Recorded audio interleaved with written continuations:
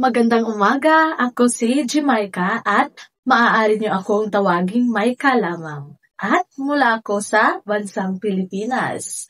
Isa akong fresh graduate ng Bachelor of Secondary Education major in English at meron din akong TEFL certificate. Noong internship ko, nagturo ako sa junior at senior high school students. Doon ko lalong na-enjoy ang pagtuturo ng Tagalog, lalo na at ito ang wikang aking ginagamit araw-araw. Kaya ngayon, gusto ko rin na ibahagi ito at ituro sa inyo. Ayoko ng seryoso at nakaka-pressure na klase.